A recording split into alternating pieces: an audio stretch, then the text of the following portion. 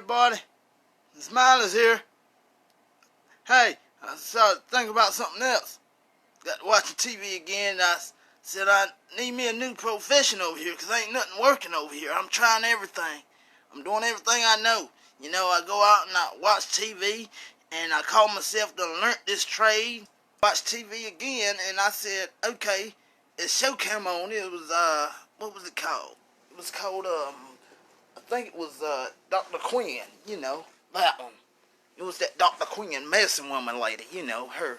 And I was like, okay, I can do that. So I said, all right, I'm going into the medical field. But I didn't want to be no doctor like Medical Quinn lady. I said, okay, so I'm going to have to start something easy over here. So what I've done, I went and I tried for this job at X-ray. I want to be an X-ray technician, right? I've seen how they do that. They run you through this high velocity machine, and it just takes a quick picture of your body, and it tells everything inside, all your bones and stuff. I said, okay, I can do that, you know. And I come up with a plan as I was doing that, and I'll tell you my plan later. But I tell you what, I sit there and I said, okay, I can do this. And I got here, and this guy, and they said, okay, you got to be able to, can you lift up this so many pounds? I said, okay, I can lift up to this, you know. I said, but what if I get somebody that's past this amount of weight? What do I do here? And they said, okay, there's no problem. You can put them on this part right here, and this part will automatically lift them up, and they'll automatically lay over there. I said, okay, I can do that. I said, so now that's no hard work at all, so I can do it, okay? And I come up with a plan. I was doing this thing right good and right nice. Every day I was doing it right nice. And then I messed around, and I got this big fella, he come up in here, and this guy, he was like, I know he was every bit of, 350 pounds, but they tell me that I could put this guy on this machine. So I said, okay, I'll put him on this machine here, and I don't have to worry about hurting him or anything, because he was already coming in here hollering and stuff, and I know he was hollering because the guy who was like,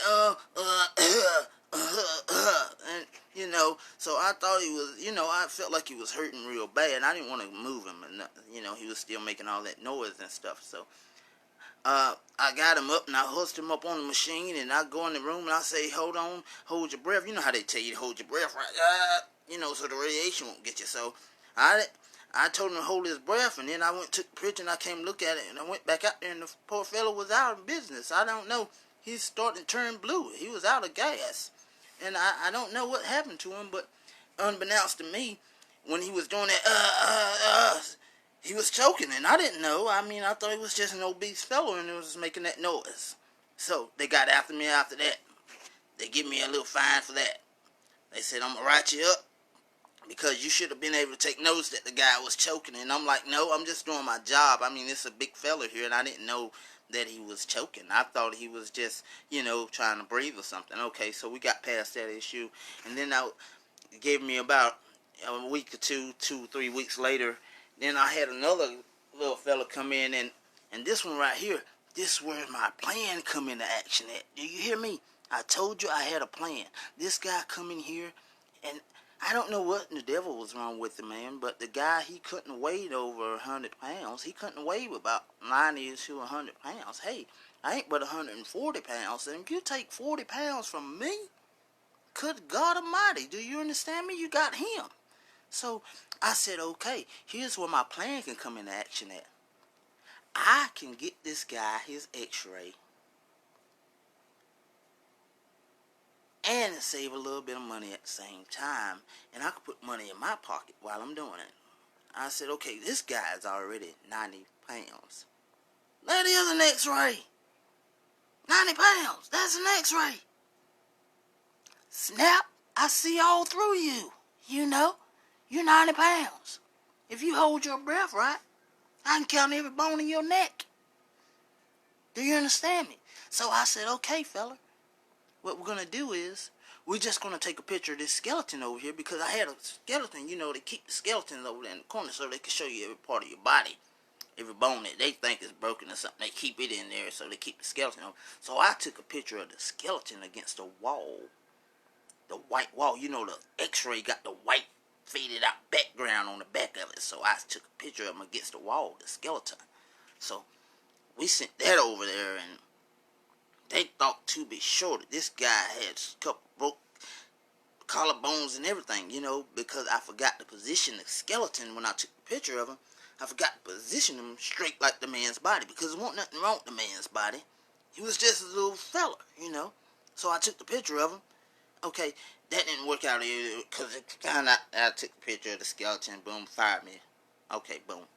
No problem. I said, okay, y'all can't keep me out of the medical field because I belong in the medical field. So I said, okay, I'm going to switch tracks on y'all right quick. I said, I think I want to be a gynecologist. Yeah, buddy. I watched them, and I'm sitting here thinking, like, gynecologists, they got to get paid a lot of money to deal with some of the stuff they deal with some of these females. I know some of these people come in here and they just don't be exactly like they should be. So I know he's sitting there. I don't mind because I'm getting $10,000, $20,000 a body, and I'm like, okay. So if I can get $10,000 to $20,000 per head, that sounds like good money. So I'll try that one time. But tell you what TV doesn't tell you. I told you, watch TV, it makes you smart.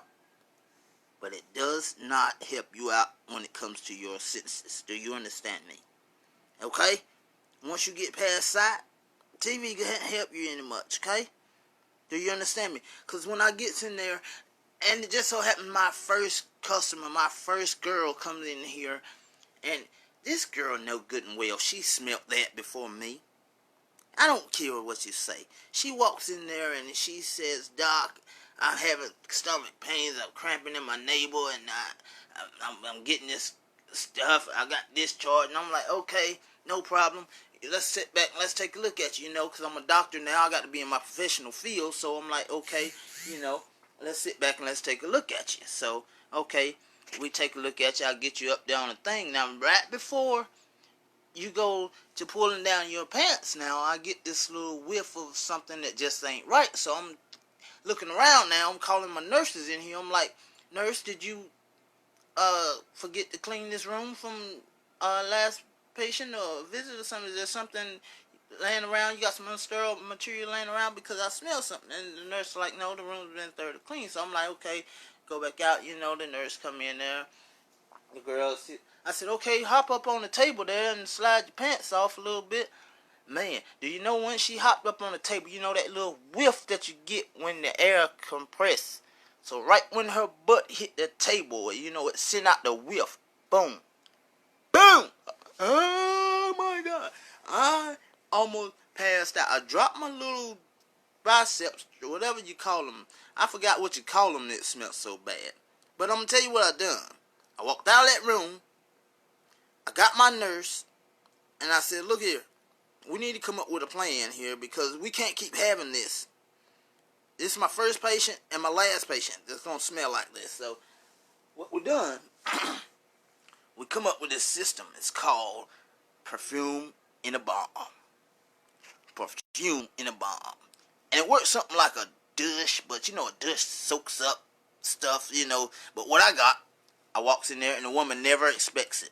She never knows what's going on or anything. You go in there and you tell her, okay, spread open, we're going to take a look at you. You put little things in there and open it up, But right then, you drop this perfume bomb in there and it dissolves with her secretions. Boom. She smells good and don't know why. Okay, boom. So they fired me for that.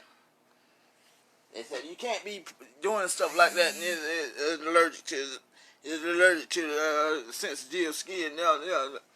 So they fired me. I said, okay, but y'all not put me out of the medical field. I belong on the medical field because I seen this on TV. Okay, so what they done then, they gave me a job as a cosmetologist. And you know me, I'm mindless. So right then that sounds important. I'm a cosmetologist now. I went from taking x-rays to gynecology to now I'm a cosmetologist. That just sounded important, so I went with it. I go home and I do all this, getting all my doctor medical bag ready. I'm finna be a cosmetologist, so I got to get all my my utensils. I need my little cutting blade, my scissors. I need my thread. I need all this. I need my little mask, my bonnet. I got my little apron ready. I'm going to work. I'm on my way to work. Next day I pull up at the hospital. I'm all happy. I parked in the doctor of the year park because I went over there overnight and showed them a little bit of what I could do, and they made me a cosmetologist. So I parks in the doctor of the year park, and I go in the building. Boom. Nurse look at me, said, "You back?" I said, "Yeah, I'm ready to work." I said, "Show me where my office is at." They said, "I didn't. Where you working at in here?" I said, "I don't know. Where is cosmetology at?"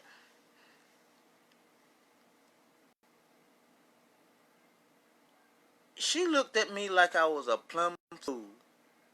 Cosmetology? I said, "Yeah, I'm a cosmetologist, and I want to know where my office is at." She pointed across the street to a nail hair salon. She said, "They were trying to tell you that medical field was not your business and you need to try hair and nails." I'm mindless.